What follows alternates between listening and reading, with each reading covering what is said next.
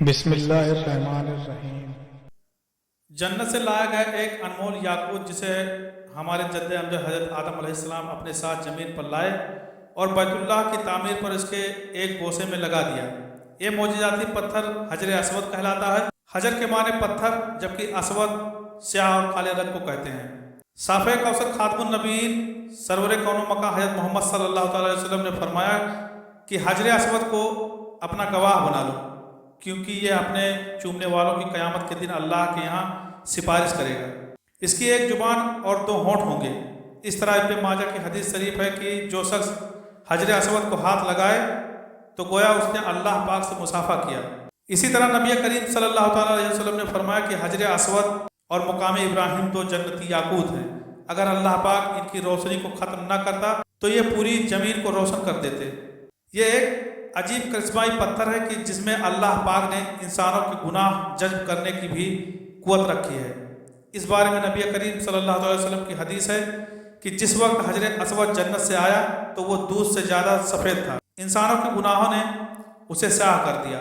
اس کے فضائل اور اوصاف میں حضور نبی کریم صلی اللہ تعالیٰ علیہ وسلم کے بہت سے ارشادات حدیث اور تاریخ کی کتابوں کی زینت بنے ہوئے ہیں، لیکن جنت کا یہ انمول موتی عالی مرتبت مقدس و معتبر یاقوت گردش سے ایام کی ستم رانیوں سے محفوظ نہ رہ سکا۔ متعدد بار اس کی عظمت کو فساق و فجار ظالموں نے تار تار کیا، بارہا ہواداس کا شکار ہوا اور اس کے نازنین بدن پر کتنی ہی مرتبہ زخم آئے۔ یہ پاک پتھر حضرت آدم علیہ السلام کے زمانے سے لے کر حضرت نوح علیہ السلام تک کعبہ شریف کے اسی گوشے میں پڑا تھا۔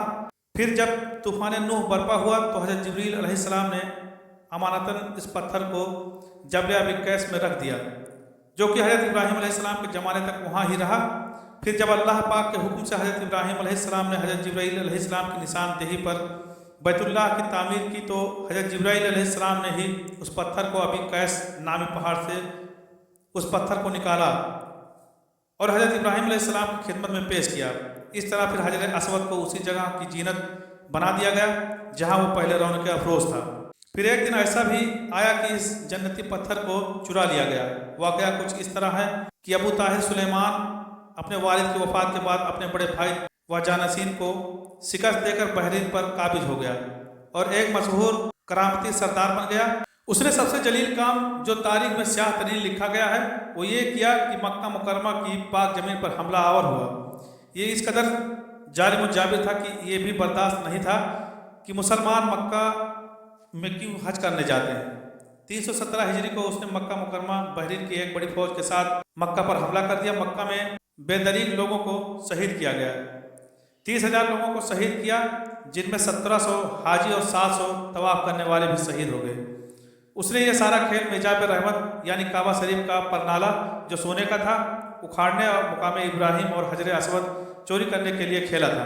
دو آدمی اس مذموم حرکت کے لیے کعبہ شریف پر چڑھے، مگر آن واحد میں سر کے بل زمین پر گر کر واصل جہنم ہو گئے۔ مقام ابراہیم تو اس کے ہاتھ نہ لگ سکا کیونکہ خدام حرم نے اسے پہاڑ کی گھاٹی میں کہیں چھپا دیا تھا۔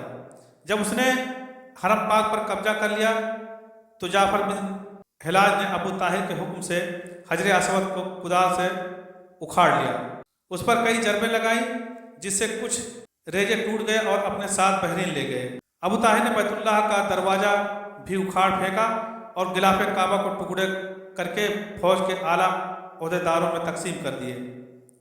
یہ اسلام کا پہلا ایسا سال تھا کہ جب حج بیت اللہ بھی موقوف ہو گیا۔ علامہ سیوطی تاریخ ابن خلدون اور امام طبری، امام قرطبی اور اس کے لیے تمام مورخین اور محدثین نے اس واقعے کو مسند روایت سے ذکر کیا ہے۔ ابو طاہر نے وہاں ایک مشہور عالیشان مکان تیار کیا اور بحرین میں لوگوں کو حج کی دعوت دینے لگا۔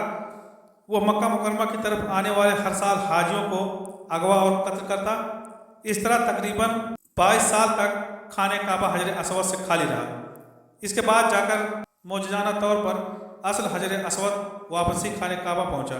اس کی واپسی کچھ اس طرح ہوئی کہ بنو عباس کے خلیفہ مقتد باللہ نے بحرین کے حاکم ابو طاہر کے ساتھ معاہدہ کیا کہ 30,000 دینار میں حجر اسود خانہ کعبہ کو واپس کیا جائے۔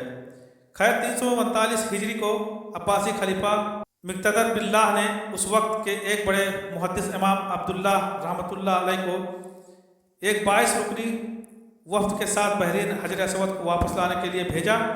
یہ یاد رہے کہ 22 سال تک حجر اسود جارم و فاسق ابو طاہر کے پاس بحرین میں ہی رہا۔ اب جب حضرت عبداللہ بحرین پہنچے تو بحرین کے حاکم نے یہ چال چلی کہ اصلی حجر اسود کو کہیں چھپا دیا اور نقلی پتھر کو غلاف میں لپیٹ کر پیش کر دیا۔ حضرت عبداللہ نے اس پتھر کو پانی میں ڈبویا اور فرمایا کہ یہ حجر اسود نہیں ہے۔ اب دوسرا پتھر لایا گیا، آپ نے اسے بھی پانی میں ڈبویا اور پھر آگ پر گرم کیا۔ کہنے لگے کہ یہ بھی اصلی حجر اسود نہیں ہے۔ حاکم بحرین ابو طاہر کہنے لگا کہ ایک ایسا پیمانہ ہے آپ کا۔